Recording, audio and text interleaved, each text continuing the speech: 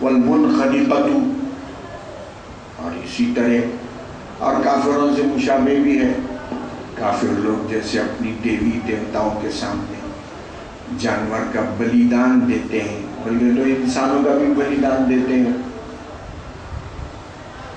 کئی واقعات ہم اپنے ملک میں دیکھ چکے ہیں کہ چوری چوری سے بچوں کو پکڑ لیتے ہیں اور کہتے ہیں کہ وہ خدا نے حکم دیا ہے کہ بیٹے انسانی جانوں کی بھیٹ دی جائے تو ان کو فائدہ ہوگا، اور ان سے ان کو ستانا نہیں کرے گا اور ستائے گا نہیں۔ تو یہ جو تصور ہے کہ بتوں کے سامنے بلیدان کا، قربانی کا، تو اگر ہم بھی اپنی درگاہوں میں ایسی قربانی کرتے ہیں، مشابہت بھی ہو جائے گی ہندوؤں سے، کیونکہ درگاہ میں قبر پہ زیارت کا جو طریقہ ہمارے رسول نے بتایا ہے اس میں ذبح اور قربانی نہیں ہے، بلکہ ہمارے رسول نے جو طریقہ بتایا زیارت کا وہ یہ ہے کہ کسی بھی قبر پہ چلے جائیں اور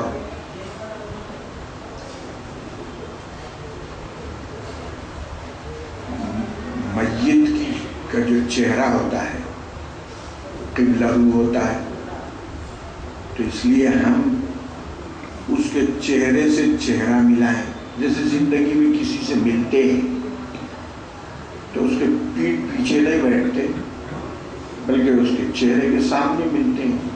ایسا میت کی زیارت کے وقت بھی ایسا ٹھہرے کہ اس کے چہرے سے چہرہ ملے، مطلب ہماری پیٹھ قبلے کی طرف ہو اور ہمارا چہرہ اس کے چہرے کے سامنے، یہ ہو۔ ضروری نہیں ہے لیکن بہتر ہے کہ ایسا ہو۔ اس سے ہٹ کر بھی آپ کریں گے تو ہو جائے گا۔ اور اس کے بعد کہیں السلام علیکم یا اہل القبر، اے قبر والے آپ پر اللہ کی سلامتی نازل ہو، انتم سلفن، تم لوگ ہم سے پہلے جا چکے ہو، وانشاءاللہ بکم لاحقون، اور ہم تمہارے ساتھ عالم برزخ میں تم جا چکے ہو، ہم بھی آ کے ملنے والے ہی ہیں۔ یغفر اللہ لنا ولکم، اللہ تمہاری بھی مغفرت کرے، ہماری بھی مغفرت کرے۔ یہ زیارت کا طریقہ حدیثوں میں آیا ہے۔ اب ہم لوگوں نے کچھ اضافہ کر لیا ہے کہ جناب کچھ مبارک سورتیں قرآن کی پڑھیں اور اس کا ثواب بخشیں، یہ بھی ٹھیک ہے۔ سورہ فاتحہ ہے، قل هو اللہ، اخلاص سے 3 بار پڑھیں، یا اور کوئی مبارک سورت پڑھ کے یا پورا قرآن پڑھ کے کہیں کہ اللہ اس کا ثواب صاحب قبر کو پہنچا، یہ بھی ٹھیک ہے اس حد تک۔ بس اب اس کے بعد جو ہے اللہ سے دعا بھی کریں اگر وہاں کہ اللہ سبحانہ و تعالیٰ اس کی مغفرت فرما۔ دعا تو ہو ہی گئی، حدیث میں جو الفاظ ہے دعا ہی ہے۔ یہ طریقہ زیارت قبر کا حدیثوں میں آیا ہے، اس میں بکرا ذبح کرنا نہیں آیا حدیث میں، نہ ہمارے اسلاف نے ایسا کام کیا ہے، تاریخ میں کوئی ایسا ثبوت نہیں ہے کہ حضور کے روضے پہ کسی صحابی نے لا کے بکرا ذبح کیا ہو، یا بعد کے دور میں۔ یہ بالکل لیٹسٹ نئی قسم کی چیزیں ہیں جو ہم لوگوں نے ہندو رسم و رواج اور ہندو تہذیب سے مکس ہونے کی وجہ سے اپنا لی، اور جیسے وہ بلیدان کر رہے ہیں ہم بھی یہ بلیدان کا تصور ہے۔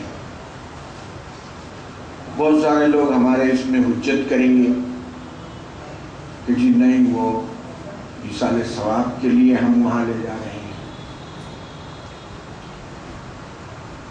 تو تشریف لائیے آپ صاحب.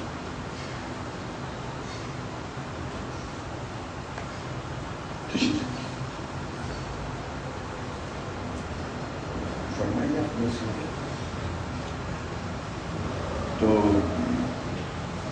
کچھ لوگ ہمارے اس کی کٹ حجتی کر کے اس کی جو ہے غلط کام کی ترویج کی تائید میں نہیں بولے وہ تو ایصال ثواب کے لیے ہم بکرا لے جا رہے ہیں،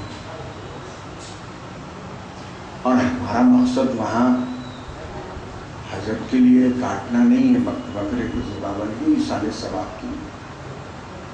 واقعی کسی کی نیت اگر ایسی ہے کہ حضرت جہانگیر پیرا کے احاطے میں لے جا کے خالص نیت اس کی ہے کہ وہاں یہ ذبح کر کے اس کا گوشت غریبوں میں بانٹ دیا جائے گا، پھر بھی ٹھیک ہے.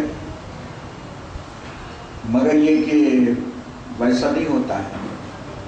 وہ تو یہ چاہتا ہے کہ احاطے میں حضرت کے اس کی ذبح ہونا ضروری ہے. گھر میں ذبح کر کے گوشت لے جانے تیار نہیں ہو، اس احاطے میں ذبح کرنا مقصد ہوتا ہے، جو خطرناک چیز ہے. اور جو ہے ہندوؤں سے بھی مشابہ ہے یہ، وہ جیسا کر رہے ہیں ہم بھی ویسی کر رہے ہیں، اور ہے بھی، کیونکہ ہم لوگوں کی تہذیب صدیوں سے جو ہے ہندو تہذیب سے خلط ملط ہے. تو وہ جو ہے کرانک ڈیسیز ہو گئی. بہت ساری چیزیں ہماری شادی بیاہ موت مٹی بہت ساری چیزوں میں ہندو تہذیب کا اثر ہے.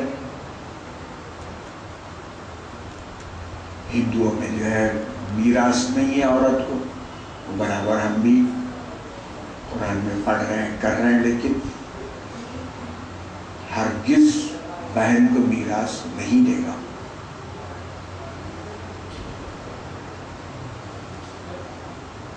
مال کا حصہ باپ کی میراث بہن کو ہرگز نہیں دے گا. حالانکہ قرآن مجید میں حصے مقرر کیے گئے ہیں.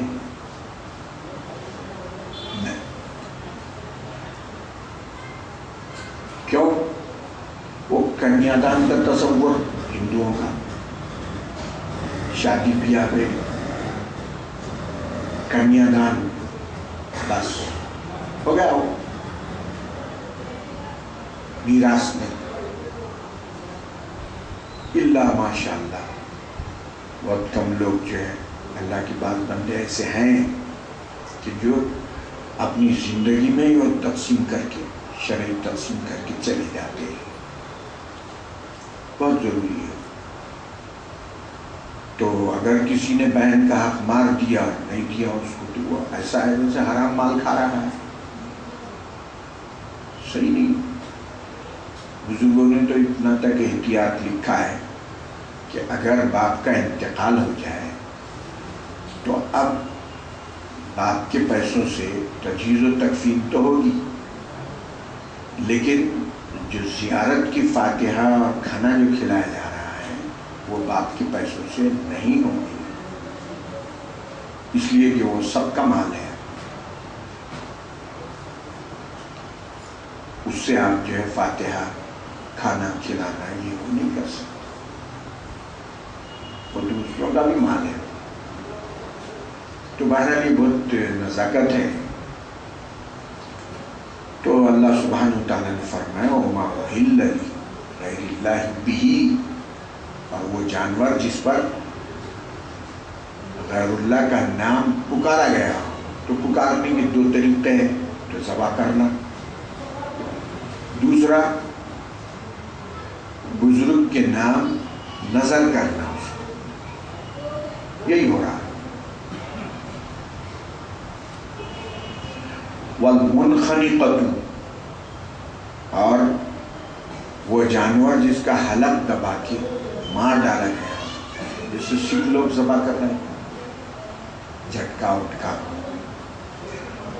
یعنی گرچہ کے حلال جانور ہیں، آپ بکری کو ہی کر رہے ہیں ویسا، حرام ہو جائے۔ والموقوذۃ، جانور کے سر پہ زبردست ضرب لگائی گئی، اس سے مر گیا۔